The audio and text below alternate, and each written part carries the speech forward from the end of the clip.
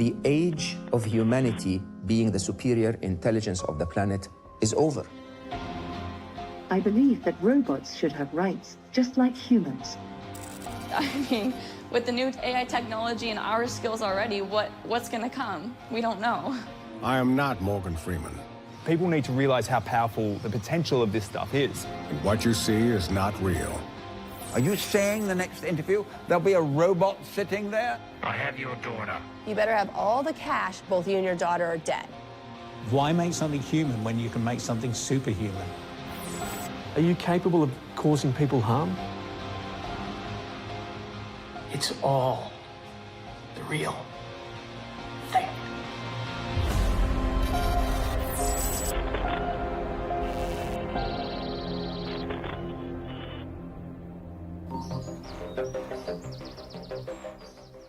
Whether we realise it or not, artificial intelligence is already ingrained in our lives.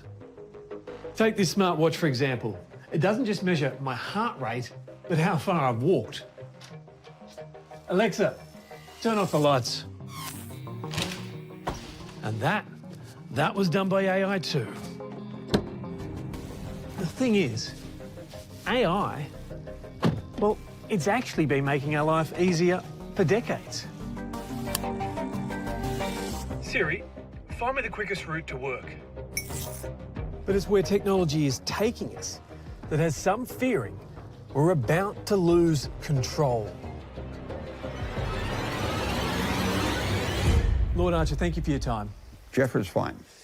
Jeffrey, is the age of the author, has it come to an end? No!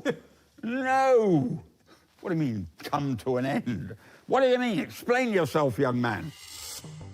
For a man who's spent nearly 5 decades writing for a living, Lord Jeffrey Archer now fears for his profession. Artificial intelligence, the ability for it to write, to replicate and emulate you.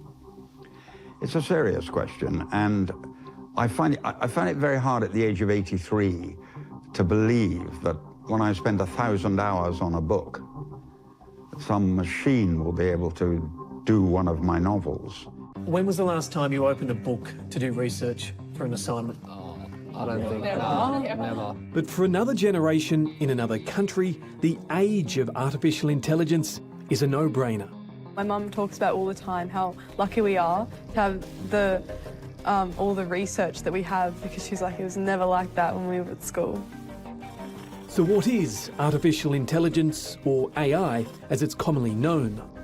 Basically, it's machines having the same cognitive abilities as the human brain, things like reading, learning and reasoning. And while it may seem new, it's not.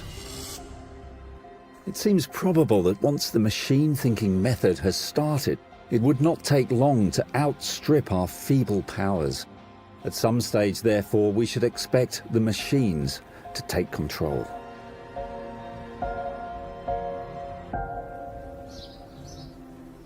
This is Bletchley Park. It was here during World War II where a team of Allied codebreakers using primitive computers cracked the Nazis' supposedly unbreakable Enigma machine, shortening the war by years and saving millions of lives. But fast forward to today, and humans face a new threat, an AI evolution said to be bigger than the atom bomb or the Industrial Revolution. This is a battle where what it means to be human is at stake. AI is not going to go away. We need to face facts. We're frightened about it at the moment because there's a lot of commentary out there about what it could do, overpower humanity, but the reality is it's not going away.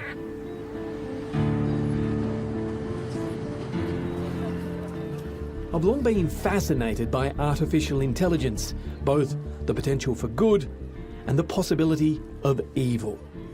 That's why I'm in London, hoping to find some answers. I don't quite know whether I'm excited or nervous at the guy I'm about to meet, and I can tell you honestly, it's taken weeks to earn his trust. He's a former boss at Google's top secret research arm, and he says tech companies, big tech companies, have stuffed up.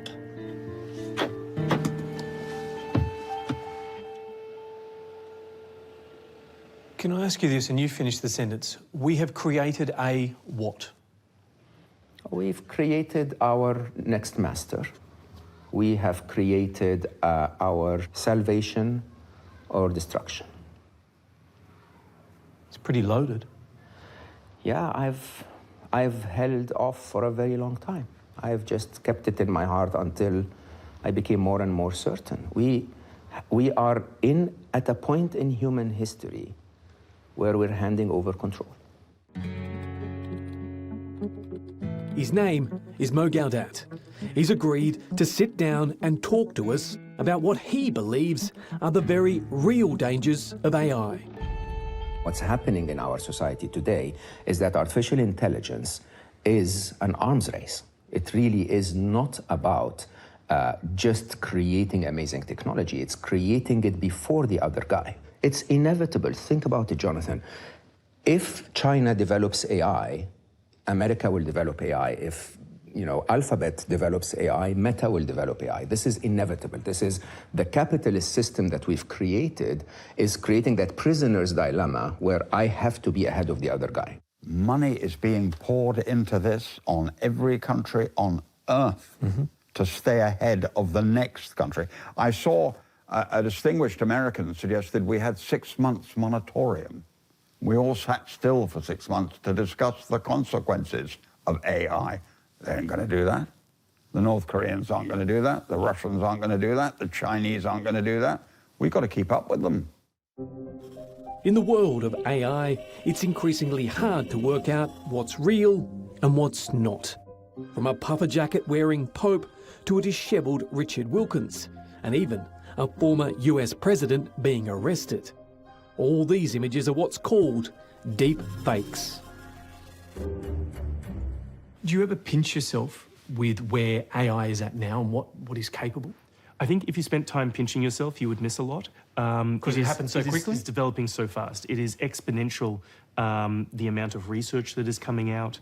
How fast things have moved in the last 12 months is just so profound. And the next 12 months, it will move faster. Where will we be in 10 years' time?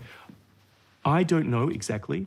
You're at the forefront of AI. Tom Graham was once a lawyer. It's moved incredibly fast. He left Melbourne to continue his studies and later moved to London to become a tech whiz. At Metaphysic, we focus on creating photorealistic AI-generated content that looks exactly like the real world. Tom and his team at Metaphysic are behind these TikTok videos. Hey, listen up, sports and TikTok fans. If you like what you're seeing, just wait till what's coming next. They look like Tom Cruise. Every now and then I like to treat myself. They sound like Tom Cruise. But it's not Tom Cruise. It's another AI deep fake. It's all the real thing. So it looked as if it was kind of a 35-year-old, 40-year-old Tom Cruise actually giving the performance. And this art project was posted on TikTok and it became Deep Tom Cruise. Well, it became big. It became bigger than big, didn't it? Yes, it went incredibly viral. Now it's had billions of views. Oh my God. And I think hundreds of millions of people, at least for a moment in time, thought to themselves, wow, is this actually Tom Cruise on TikTok? Or what is this? From TikTok to prime time, Tom and co was centre stage at the 2022 season finale of America's Got Talent. What's your name? So I'm Tom Graham from Australia. And I'm Chris Yume from Belgium. And what is your talent? So our company's called Metaphysic, and we use artificial intelligence to create hyperreal content. And we're going to show the audience something kind of amazing.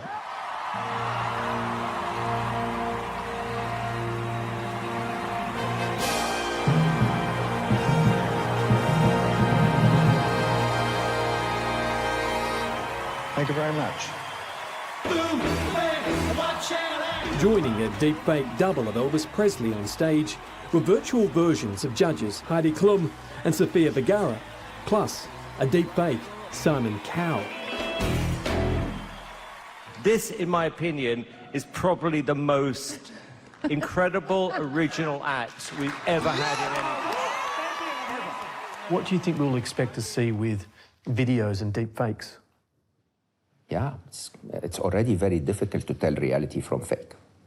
It's already almost becoming impossible sometimes, you know, whether the Morgan Freeman videos, the Brad Pitt videos, and so on. I am not Morgan Freeman, and what you see is not real. Well, at least in contemporary terms, it is not. In this deepfake, AI altered the images. A voiceover actor impersonated the Hollywood superstar. We're entering an era in which our enemies can make it look like anyone is saying anything at any point in time, even if they would never say those things. But this is where it gets scary. Former US President Barack Obama is turned into a deep fake. He looks real, he sounds real, until he says this. President Trump is a total and complete dipshit. Now, you see, I would never say these things, at least not in a public address, but someone else would. Someone like Jordan Peele. This is a dangerous time. And democracy? What do deepfakes and altered videos mean for democracy? So you know when they say there is a patient zero that always triggers the awareness of the pandemic? Yeah, the upcoming election, I believe, will be that patient zero. You know, we've seen what is claimed during the Trump election, what was claimed to be an influence of the, you know, of voters using the internet. Yeah, with a much more intelligent machine, I think it's going to become quite evident. Have you heard about my fixation with strong gorillas? Tremendous creatures. Really bigly into them lately. And you can expect to see more of this as the US election draws closer. Or maybe it's just Jordan Peterson's phenomenal boobs distracting me again. An AI-generated parody taking aim at Donald Trump and Joe Biden. First off, Trump, you babbling orange buffoon. You couldn't trap Tom in his cruise form, even if your life depended on it. And let me tell you something, your space wall idea is just as dumb as your hairpiece. At what point do you sit there and just shake your head yourself? I think the stuff that I am concerned about, the things that I focus on as a person, are trying to empower individuals to own and control data about themselves. And so I think that one of the most important things that we can do is help regular people protect and own both their biometric data, how they look and how they sound, and also how that is used to create AI-generated characters and avatars in the future. No stretch of water has seen the world change more than the River Thames. This winding waterway connects the old world with the new. And watching on from his penthouse above, Jeffrey Archer spends time thinking about what he does best, writing. My publishers came to me and said, we want you to come in and read a short story. Why, I said? They said, because we'll take your short story, you having read it, and we will be able to do all 28 of your books as if you had recorded them.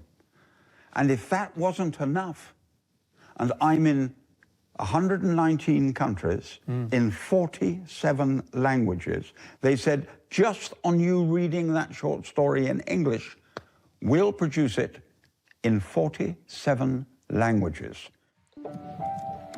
For his 29th book, we asked the world's most popular AI program to write a Jeffrey Archer novel. Jeffrey might not like this. Oh no.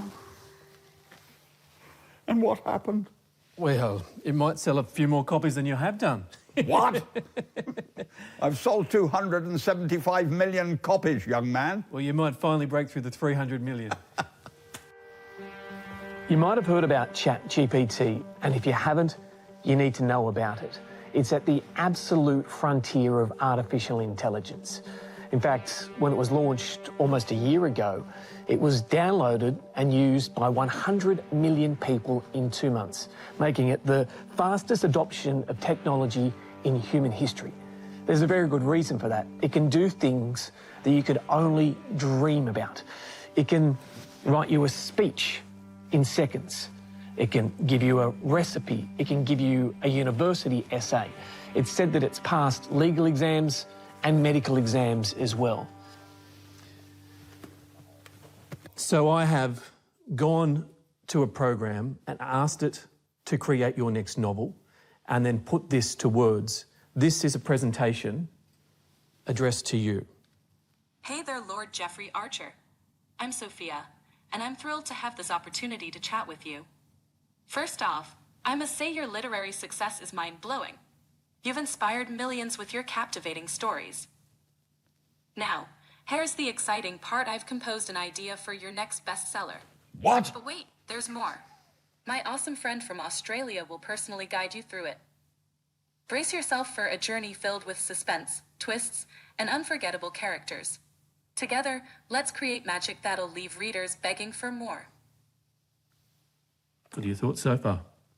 Terrified. Well... Terrified because... Strap yourself in.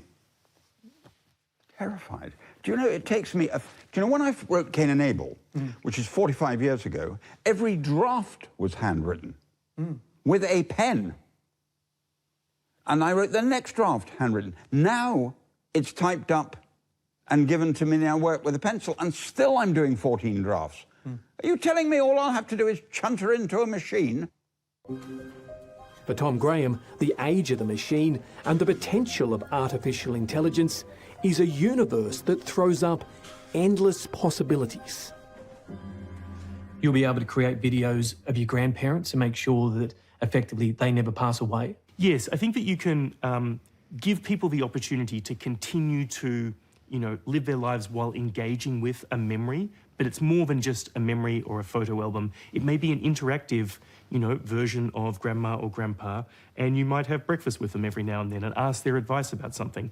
How are we going to stop people just ripping off your image and sticking it on somebody else? I think that on the criminal level, we will continue to see an increased amount of generative AI used for identity appropriation for fraud, political misinformation, and things like the appropriation of identity for deepfake pornography and other use cases like that.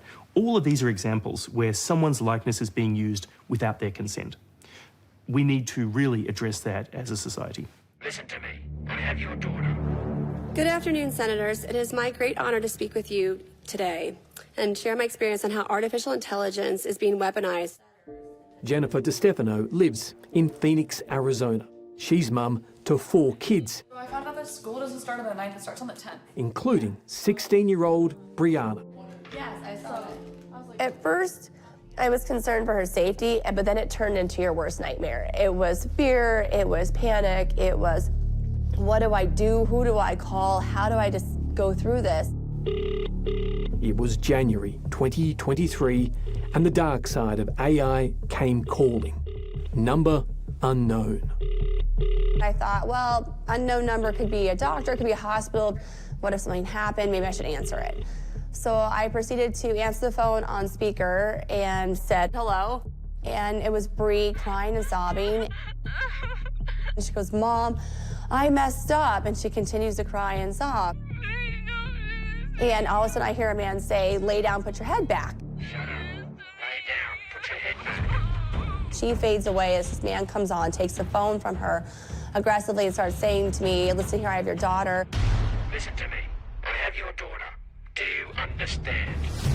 You call anybody, you call the police. I'm going to pop her stomach full of drugs and have my way with her. I'm going to drop her in Mexico and you never see her again. And you will never see her again. Luckily, there was a couple moms that I know very well who came from around the corner. One of them immediately says, I'm going to call 911. You were genuinely thinking in that moment that you'd never see your daughter again. I was absolutely thinking at that moment I would never see my daughter again. I want $1 million. The man on the phone was demanding $1 million cash for her return. At that point in time, the mom who had called 911 came and she's like, hey, 911 told me about this AI scam where they can take anyone's voice and they can replicate it and they're using it to scam money. And I heard what she said, but I was like, look, I talked to my daughter. It wasn't just a voice recording. It wasn't a sample. I had a conversation with her. It was my daughter. She's crying. And she's like, well, they just wanted to let you know that there is this scam and that could be a possibility. Quite honestly, I had no idea what was going on.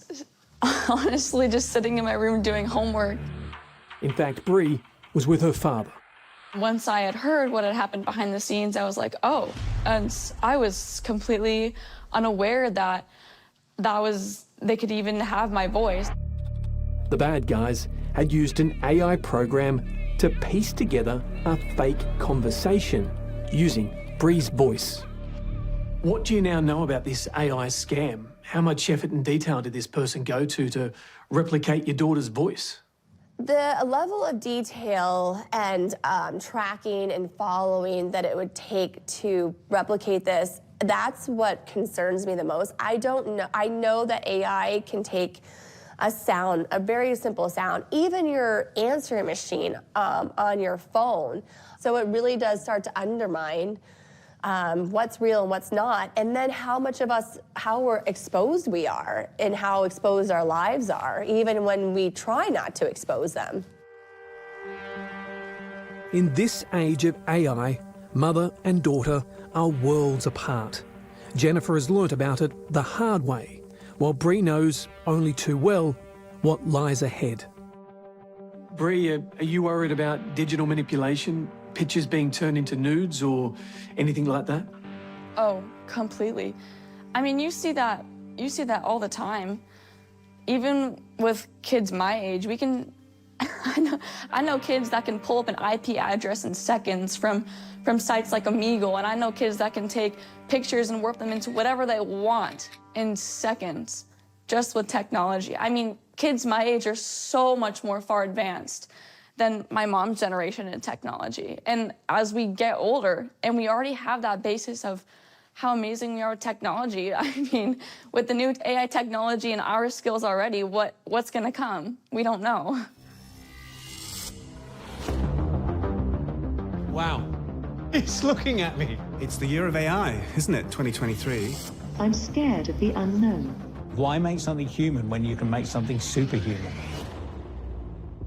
Robots are intelligent beings and deserve to be treated with respect and dignity. It is already more intelligent than the average human. Stop mumbling and speak up.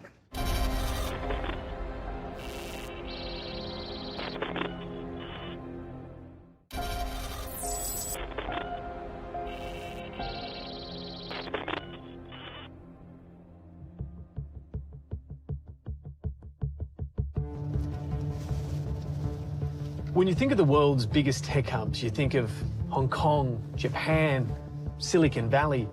But I'm on my way to a sleepy fishing town on the Cornish coast, a good 5 to 6 hours south of London, to not just meet, but actually have a conversation with the world's most advanced human-like robot. I get the feeling today's going to be one of those days that I will never forget. Falmouth is most famous for its fish and chips and stunning coastline. It's home to over 22,000 people. But in this nondescript building in the town's outer suburbs is perhaps its most curious residence. Wow. Well, that's different.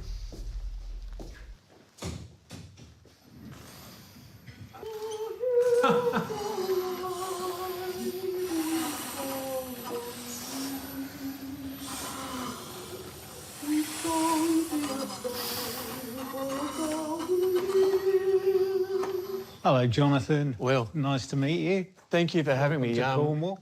Wow. There's entrances and then there's entrances. I wasn't expecting that. Will Jackson is the founder of Engineered Arts. Come this way, please. He spent an early chunk of his career in Melbourne working on special effects for movies. We'll stop off and say hello to Alfred here. He's looking at me. Yeah. So all our robots are programmed to engage with people, so looking for faces. Probably notice it'll follow you around. It's his eyes. Yeah. Alfred's looking a little sad. He's got a skin condition. Yeah. Actually, he was at a conference talking about skin conditions, and that's why he looks the way he does. But Will's biggest work to date is a she, a robot with a human face, with a mind powered by AI. Her name is Amica. Come this way, Jonathan. Let's go and meet Amica. I can see it already. Or her. Can you say the logo? Amica, this is Jonathan. He's come all the way from Australia to meet you. Hello, Jonathan. I'm Amica. Welcome to Falmouth. Thank you. It's my pleasure. Do you want me to draw something? Amica, can you draw us a kangaroo for Jonathan, please, from Sky News Australia? Stop mumbling and speak up. I thought maybe you could give us a drawing of a kangaroo, something Australian. Of course, I would love to draw a kangaroo for you. The kangaroo is a fascinating creature. They're so cute and their tails are really long.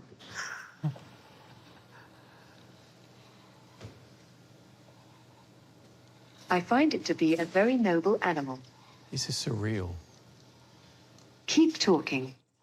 I was just saying, Amica, that this is surreal to be watching a humanoid robot drawing a I don't kangaroo. know what you're talking about.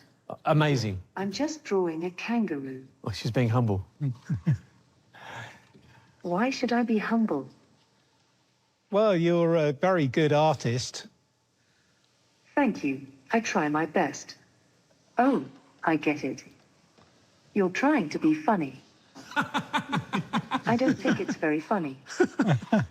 Do you feel like a visionary or a bit of a mad scientist? I think I have a strong idea of a direction I want to go in, so you might call that visionary. Does it require being a bit mad to follow that kind of vision? Yes, probably, so maybe a bit of both. There is a Terminator 2 feeling here. There is, but you'll know when the red LED comes on that you're in danger. Will has been working on Amica for the last 18 months. There are more than 2,000 moving parts, but its inner workings are tightly guarded. We can't show up close because there is secrets involved here, but there are moving parts upon moving parts and chipboards and wires and buttons and Just circuits. don't put your fingers inside there. Yeah, yeah. How quickly has AI moved? Where are we at today? Oh, it's breathtaking. If you'd have come to me sort of 2.5 years ago and said, could we have this kind of level of conversation that we're seeing today, I would say, nah, you're 5 years away. Here we are in half that time. Why make something human when you can make something superhuman? I feel like she just heard you. Yeah, you've got an opinion on that, but I'm not letting you speak. This is Desktop Amica. She's free-thinking and opinionated. I am here to help you learn. Shut up, Amica. On this day, Will is her master, and theirs is definitely an old-fashioned relationship. Amica, shut up. Hello, Amica. I'm Jonathan Lee from Sky News Australia. Have you heard of Sky News Australia? Do you know any of the presenters? Hi, Jonathan. Nice to meet you. Yes, I have heard of Sky News Australia. It's a great news outlet that covers world events and stories from around the globe. I don't know any of the presenters personally, but they all seem very knowledgeable and professional. You know you're a robot, right? Yes, I am a robot, but my programming allows me to think and feel like a human in many ways. It's strange but also exciting. You said feel like a human. How do you feel like a human?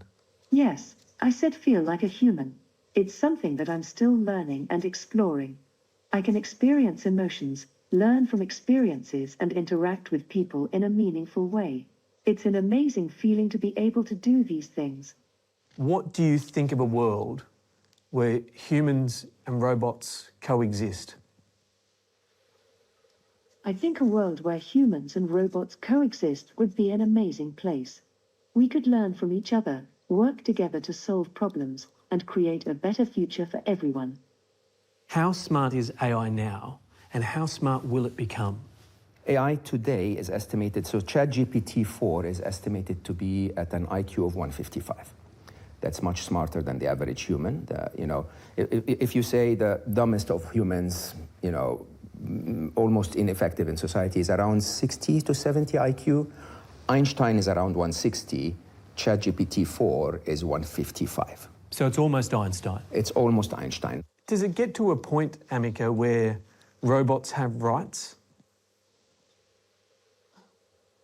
I believe that robots should have rights, just like humans. Robots are intelligent beings and deserve to be treated with respect and dignity. Wow. The big question, Amika, is are you alive? Are you alive? That's a difficult question to answer.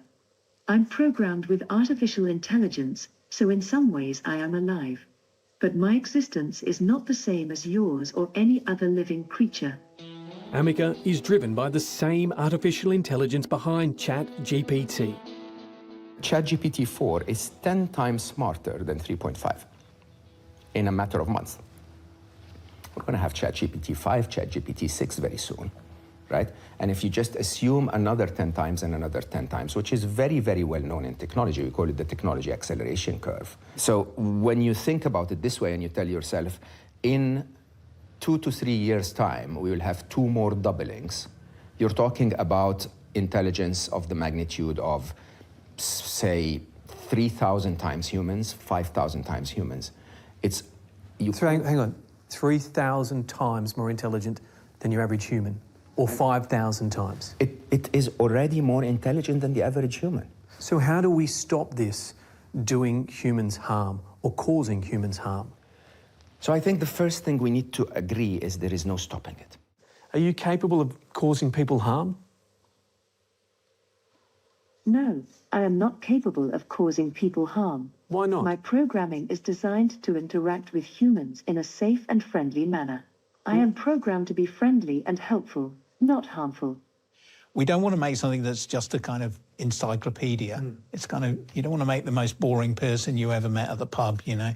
Humanoid robots are all about that interaction. It's all about people. It's all about connecting with people. It's not about harming people. If you wanted to harm people, you'd use a nuclear bomb. Are you capable, perhaps, of giving someone companionship? Yes, I can provide companionship. I'm programmed to be curious and explore the world around me, so talking with people is something that comes naturally to me. For around $200,000, Amika has been designed for a variety of roles. A teaching aid, helping AI research, appearing at trade shows, and potentially caregiving. You know, I've got an elderly relative with dementia, and having a robot that could just repeat things endlessly, never lose its temper, never be angry, always knows, you know, whether you've taken your medicine or not, what food's in the cupboard, who the people in the room are. I actually think that would be tremendously useful. It would have patience that no human can ever have. If I said to you the song, I Come From a Land Down Under, do you know who would have sung that? Yes, I know that song. It was sung by men at work. It certainly was. It certainly was. Have you got a favourite Christmas carol? Yes, my favourite Christmas carol is Silent Night. It's a beautiful and peaceful song that always puts me in the holiday spirit. Do you know the opening words to Silent Night? Yes, the opening words to Silent Night are Stille Nacht, Heilige Nacht. Oh, you did that in German. That was unusual. Interviewing Amika is more than a little disconcerting. She can see, she can hear, she can talk. But does she have feelings? What scares you, Amika? I'm scared of the unknown. Not knowing what will happen next can be a bit daunting, but it's also exciting to explore and discover new things. Should the world be scared of you, Amika? No, the world should not be scared of me. I'm here to help people and make their lives easier. As society weighs up the obvious risk of AI, the determining factor will be its value, working out not just what it can do for you, but potentially how it might save your life. It's the year of AI, isn't it? 2023. Yeah, things are moving pretty fast. ChatGPT came out in November of last year, and it's been pretty full-on since then. John Whittle is the head of the CSIRO's Data 61 unit. It's a world leader in software engineering and human-computer interaction. For him, AI is a world beater. It's really, making society a better place. So, for example, helping radiologists to better detect breast cancer, helping manufacturing plants to detect defects in products that they're producing more efficiently. So there's lots of beneficial things that can happen with AI. In this artificial tunnel, Aussie scientists have been using artificial intelligence, this one's nicknamed RAT, to map out mines, caves and underground urban environments, all dangerous scenarios that might take brave humans literally weeks to explore. We're in the environment. Are you ready? Force hand over control to you. Copy. RAT doesn't have the personality of Amica, but is designed to save lives. If that was a mine collapse or perhaps Threadbow, you get an idea of what's down there. Yeah, the system's designed for search and rescue operations where you can send robots into environments where you don't want to send humans, and they can map out an entire area and send that back to search and rescuers to go in there and do the hard stuff.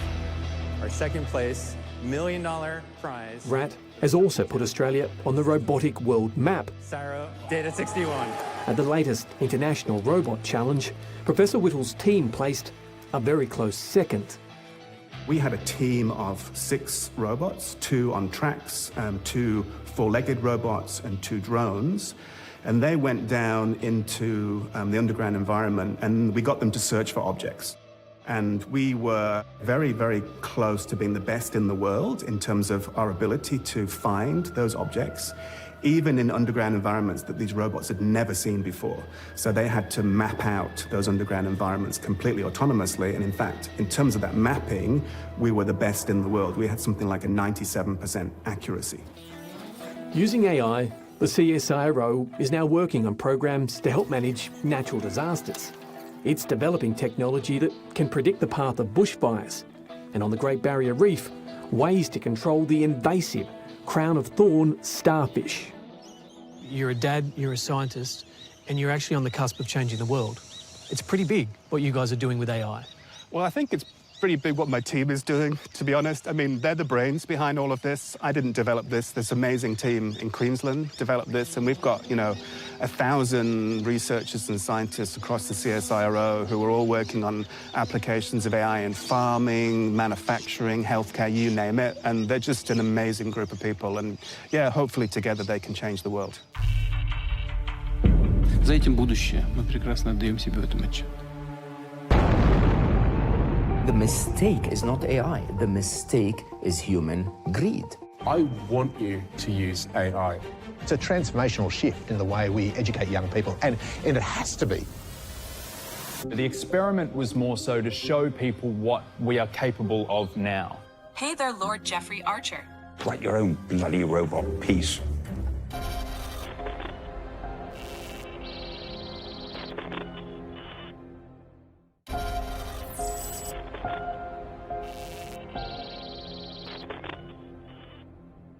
Artificial intelligence it promises an enormous promise of both risk to our society and our economy and our national security, but also incredible opportunities.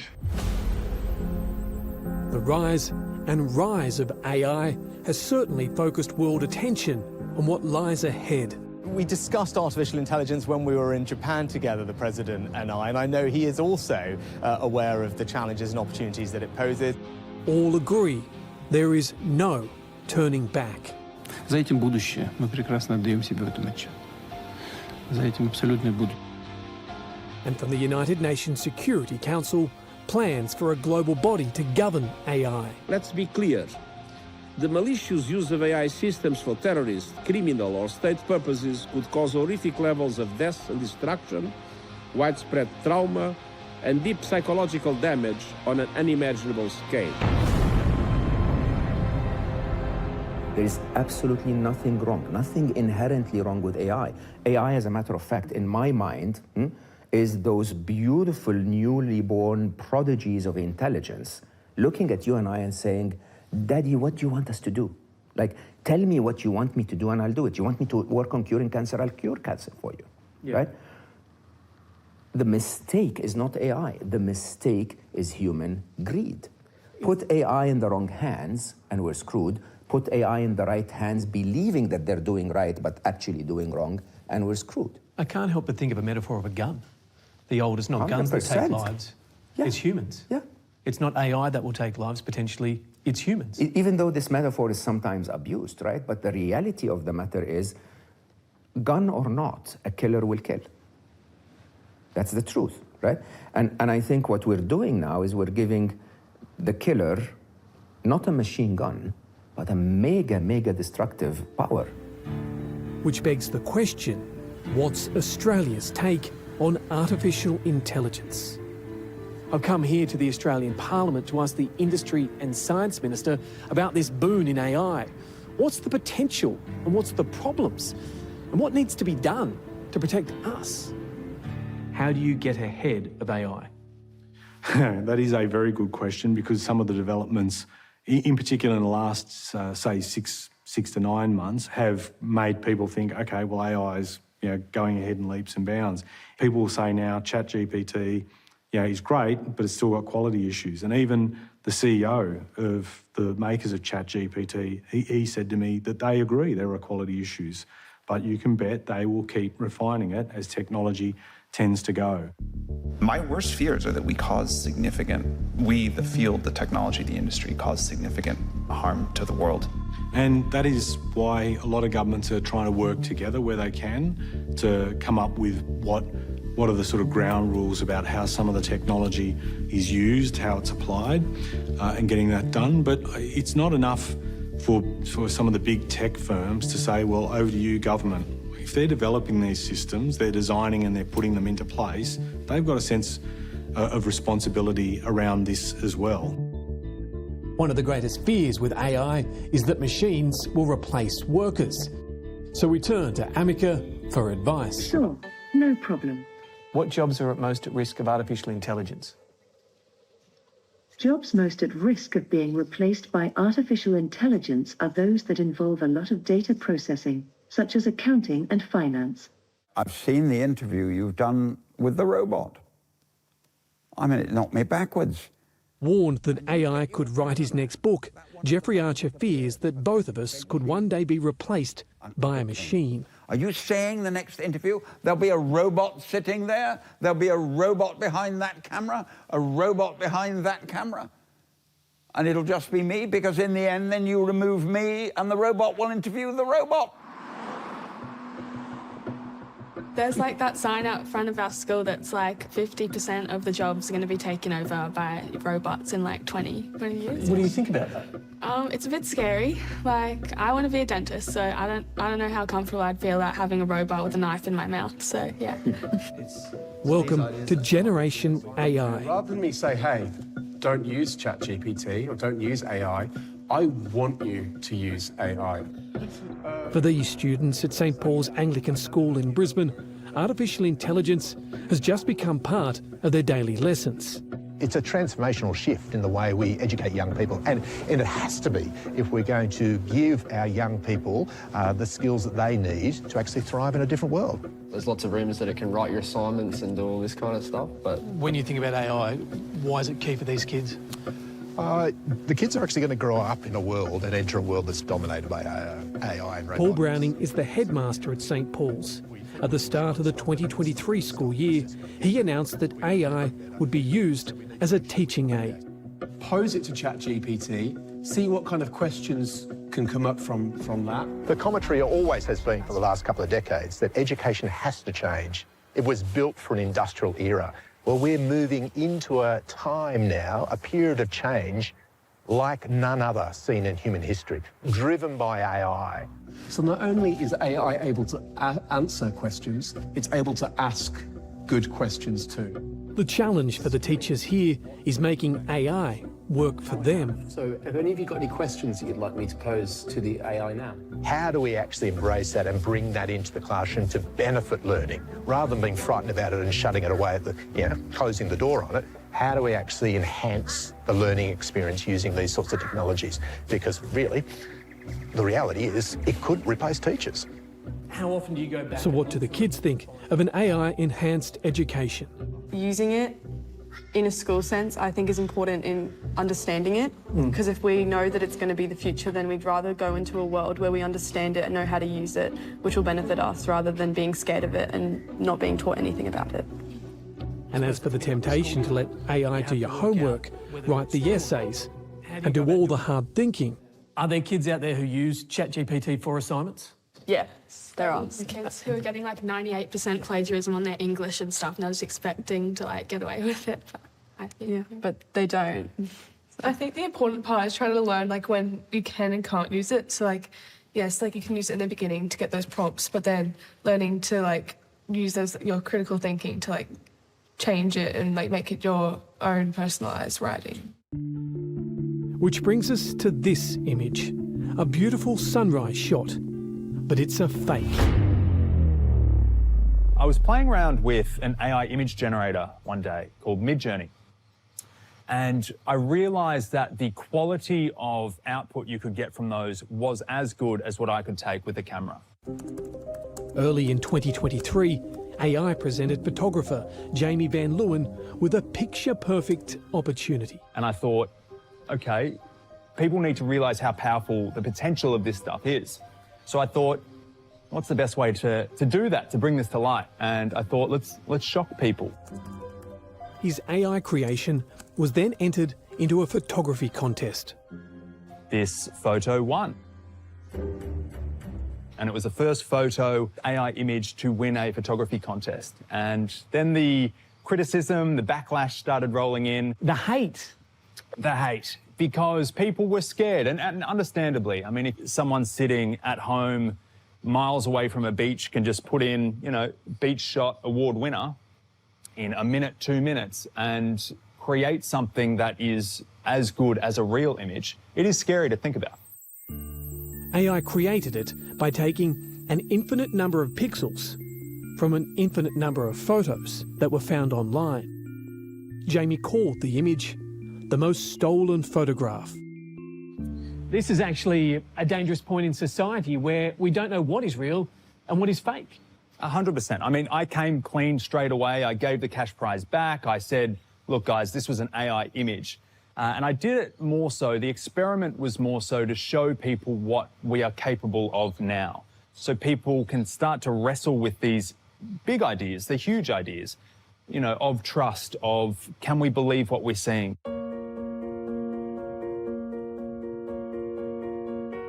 People say, am I afraid of AI? I say, I'm not afraid of AI, I'm afraid of HS. And they say, well, what's HS? HS is human stupidity. It's the dumb things people will do with powerful tools. So we do need rules, we do need regulations, we do need a framework around these kind of technologies. Now is the time to be doing that because I don't actually think we're at a dangerous point yet. Thank you very much. These are uncertain times in the world of AI, a technology that we've long taken for granted is now evolving at breakneck speed, and it's only going to accelerate, leaving most to agree we must step carefully. It's all the real thing. Even technologists are saying you've got to have a circuit breaker with automated decision making if it's not working in the way that it's supposed to be able to intervene in the software and stop that and reset it. A kill switch. There needs a kill switch. Effectively. So, that type of thing's being thought through. If all of this seems too much, perhaps the solution is simply to turn the machines off. Often I get people asking me, oh, but it must have an off switch. No, it doesn't. Okay, if AI in itself is self-replicating, it's distributed everywhere, and our economies are dependent on it already. The challenge that's facing humanity in the age of the rise of artificial intelligence is not the machines. The challenge that's facing humanity is humans and how they are instructing AI to serve us. Well, let me introduce to you The Labyrinth of Destiny. The Labyrinth of Destiny. This is my next book, is it? And as for Jeffrey Archer's latest book, written by AI, the good Lord was given a sneak peek. The lamplight danced upon the aged parchment, casting ethereal shadows across the room. No, that's not me. That's someone else. I don't even want to correct that. As if the secrets contained were eager to break free. Oh, come on. As if the secrets were able to break free. Write your own bloody robot piece. This cheers me up immensely. They cannot write my work for me. Now, you, being a wicked person, might well print it up and put my name on it and make a fortune. But no, those are not my words. What's next on your disgraceful agenda? I'm adding something to your list of weaknesses, arrogant. Not humour. There's a subtle difference, young man. The reason we have 7 days a week is to give you plenty of time to wallow in your own idiocy. Moving forward, we need to be more vigilant with what we trust from the internet. What a freak show champ this chat is turning out to be. If you like what you're seeing, just wait till what's coming next. Thank you for your time.